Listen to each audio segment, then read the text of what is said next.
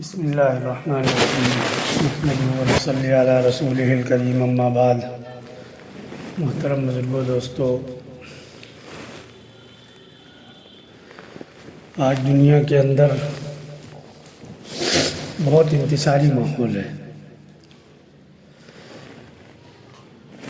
جو جس میدان میں ہے مطمئن نہیں ہے۔ کوئی یہ نہیں کہ کسی ایک خاص ماحول میں انتشار ہے، ہر ماحول میں انتشار ہے۔ دنیاوی اعتبار سے کاروبار میں انتشار ہے، نوکری میں انتشار ہے، نوکری ملنے کے لیے انتشار ہے۔ کہیں آدمی نوکری مل گئی تو انتشار ہے، نہیں ملی تو انتشار ہے، تجارت میں انتشار ہے، حکومت میں انتشار ہے،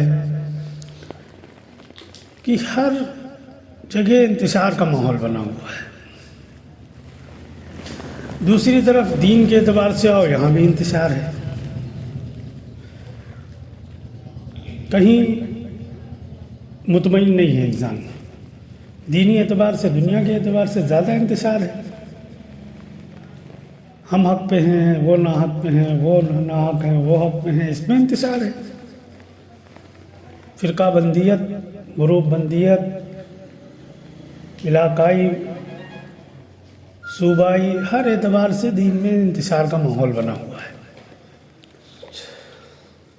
اور دنیا کا انتشار اس لیے ہے کہ وہاں ہر انسان ایک دوسرے سے آگے نکلنا چاہتا ہے۔ پردھان ہے تو ودھائک بننا چاہتا ہے، ودھائک ہے ایم ایل اے بننا چاہتا ہے، M L A Pradhan Mantri بننا چاہتا ہے، کوئی مکھ منتری بننا چاہتا ہے۔ تجارت کے اعتبار سے ایک دکان ہے، 4 دکان کرنا چاہتا ہے۔ سامنے والے کی دکانداری زیادہ نہ ہو، ہماری زیادہ ہو، اس میں لگا ہے۔ نوکری مل نہیں رہی، اس کا انتشار ہے، مل گئی تو ترقی کا انتشار ہے۔ لیکن دینی امور میں انتشار کیوں ہے؟ کہ دینی امور میں انتشار کی وجہ یہ ہے کہ انسان رب سے دور ہے، اس کو رب نہیں مل رہا ہے۔ سب کچھ کر کے پھر وہ مطمئن نہیں ہو پاتا ہے، کیونکہ یہ جو کچھ بھی کر رہا ہے یہ اپنے فرقے کی بنیاد پر کر رہا ہے۔ فرقے کے لوگ جو اس کو بتا رہے ہیں اس بنیاد پر کر رہا ہے۔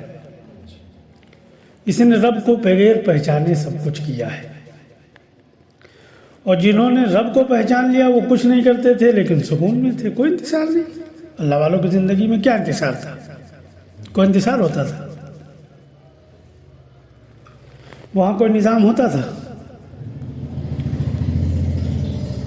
جو ہے اللہ والے تنہائی میں چلے گئے، پہاڑ کی کھو میں، جنگلوں میں، مسجد ہوتی تھی وہاں؟ جماعت سے نماز،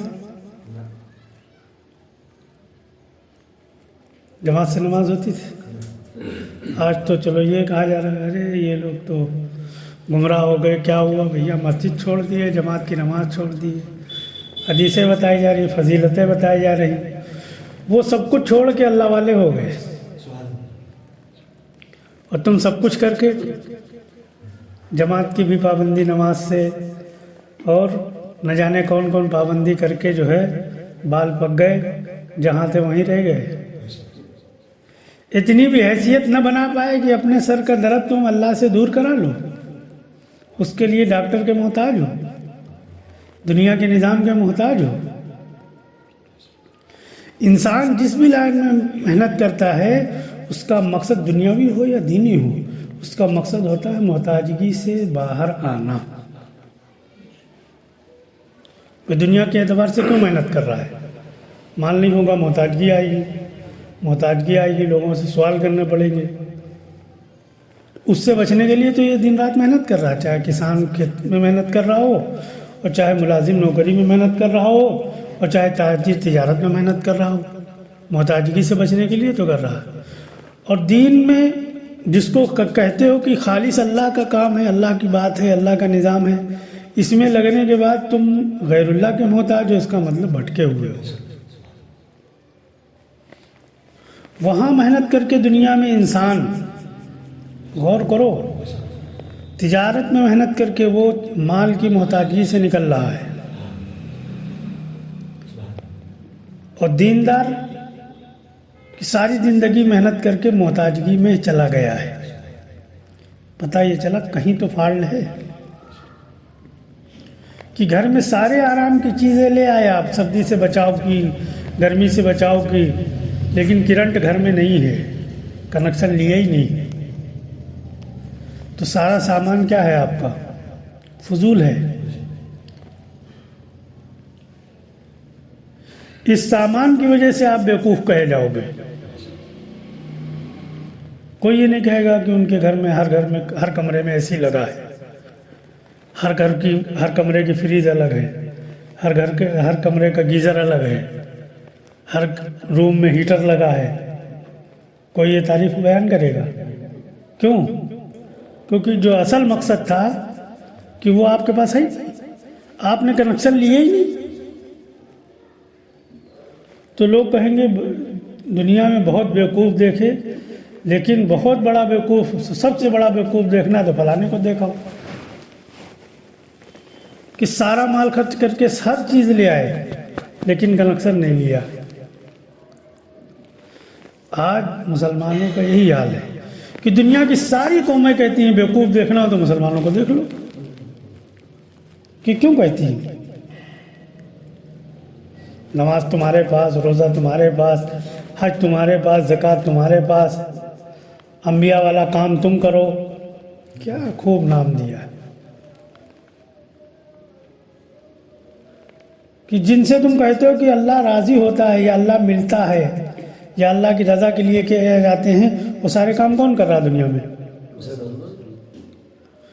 ساری دنیا میں سب سے زیادہ گری اور حقیر نگاہ سے دیکھے جانے والی قوم کون ہے؟ کوئی جوڑ ہے اس بات کا؟ ایک انسان کسی بھی برادری سے، کسی بھی علاقے سے، کسی بھی صوبے سے تعلق رکھتا ہو، لیکن جب حکومت کی وردی پہن لیتا ہے تو اس کی حیثیت ہوتی ہے، ارے ہوتی نہیں ہوتی؟ اور حیثیت دیکھنا ہے تو جاؤ کسی پولیس والے سے جھگڑا کر لو، ابھی حیثیت دکھے گی تم کو کہ حکومت کے آدمی سے ٹکرانے کا نتیجہ کیا ہوتا ہے؟ ارے دکھے گی نہیں دکھے گی؟ اور ساری دنیا کے لوگ مسلمانوں سے ٹکرا رہے ہیں، کوئی حیثیت دکھی نہیں رہی، کیونکہ نہ یہ اللہ کے نزدیک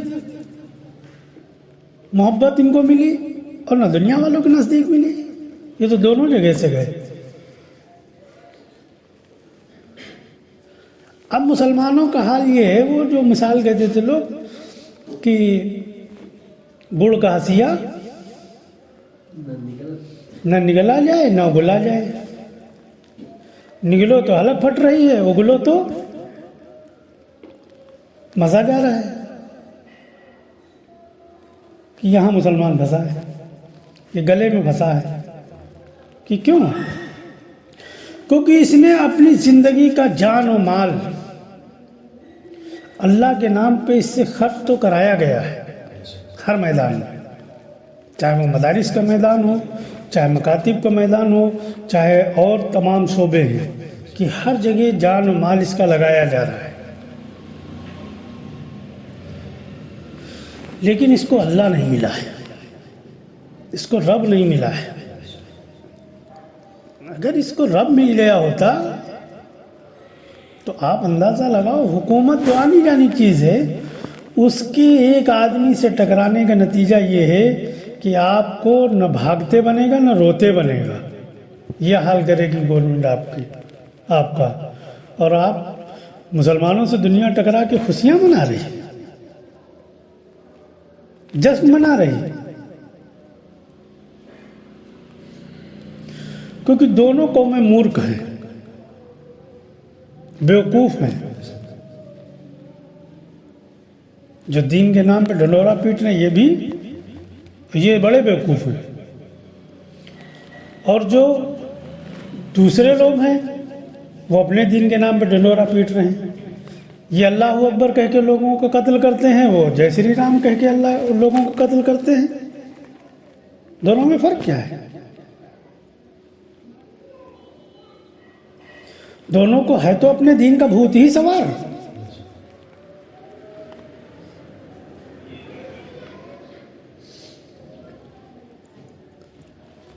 آدمی اپنے دین کے اعتبار سے کر رہا ہے، کوئی اللہ اکبر کہہ کے نعرے بازی کر کے قتل کر رہا ہے، اور کوئی جے شری رام کے نعرے لگا کر رہا ہے، اور ایک دوسرے کو ہر ایک غلط کہہ رہا ہے۔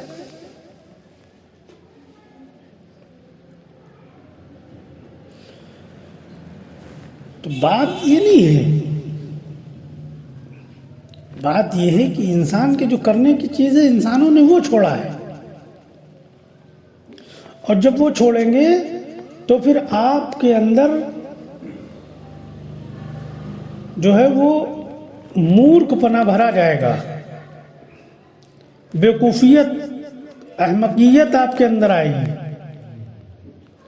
انسانوں کی کرنے کی چیز وہ اپنے رب کی پہچان ہے، وہ تو ہے نہیں، اور اس کے لیے کرنا بھی کچھ نہیں ہے، کیا بھی کچھ نہیں ہے۔ ہم نے جس کو بڑا مانا ہم ان کے بتائے راستے پر چل رہے ہیں،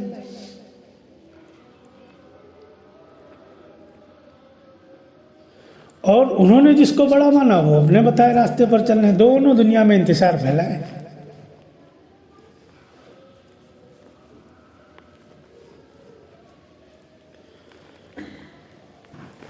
ہم سب انسان ہیں، تمام مخلوق کا پیدا کرنے والا کون ہے؟ ہم کو بھی اسی نے بنایا ہے، پیدا کیا ہے۔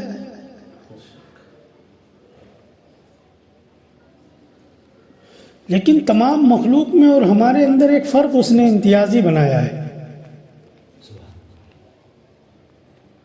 اس لیے وہ تمام مخلوق کو تو ختم کر دے گا لیکن انسانوں کو ہمیشہ باقی رکھے گا، کہ موت پہ کوئی ختم نہیں ہوتا ہے۔ جیسے دوسرے عالم سے ماں کے پیٹ کے راستے سے دنیا میں آ گئے، ایسے ہی موت پر دنیا کے عالم سے دوسرے عالم میں جانا ہے۔ تمام مخلوق کو اس رب نے بنائی ہے، تمام مخلوق کو وہ ختم کر دے گا، لیکن رب نے انسانوں کو بنایا، انسانوں کو کیوں نہیں ختم کرے گا؟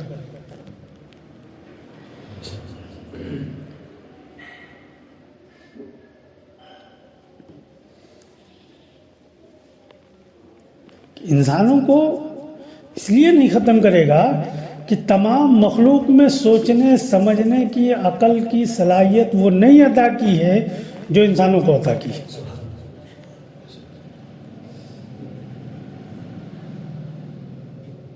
وہ کسی مخلوق کو نہیں عطا کی۔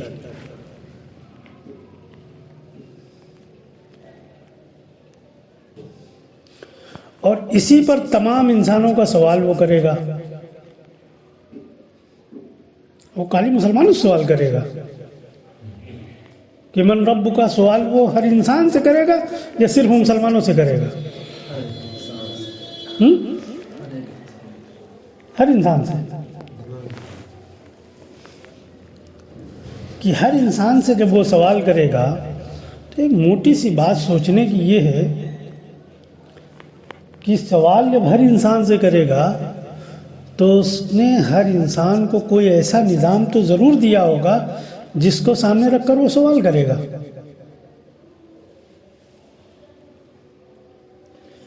ہم مسلمانوں کو تو یہ بتایا گیا کہ دین پر زندگی گزارو گے،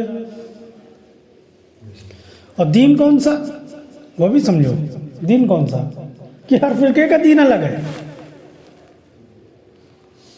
کہ جماعتیوں کا دین الگ، دیوبندیوں کا دین الگ، مدارس والوں کا دین الگ، خانقاہ والوں کا دین الگ، مزار والوں کا دین الگ۔ یہ تو موٹے موٹے ہیں، اس کے اندر بہت ساری شاخیں اور پھوٹی ہوئی ہیں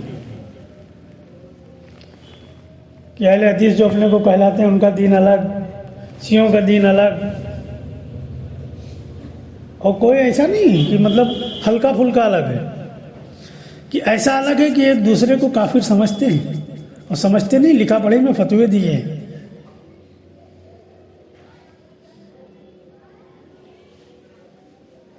لکھا پڑھی میں فتوے،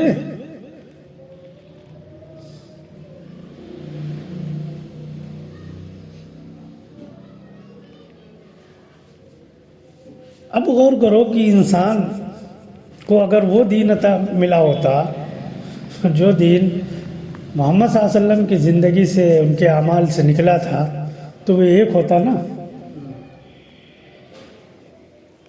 ذات تو آپ کی ایک ہی تھی کہ کئی تھی؟ کہ 10 سر تو آپ کے نہیں تھے. ایک زندگی وہ بھی 23 سالہ 40 سالہ زندگی تو نبوت سے پہلے کی. 23 سالہ زندگی میں جو بھی اعمال آپ نے کیے یا جو بھی عمل کیا آپ نے کہ امت میں کتنے طریقے سے پیش کیا گیا. حنفی کچھ بتائیں گے، مالکی کچھ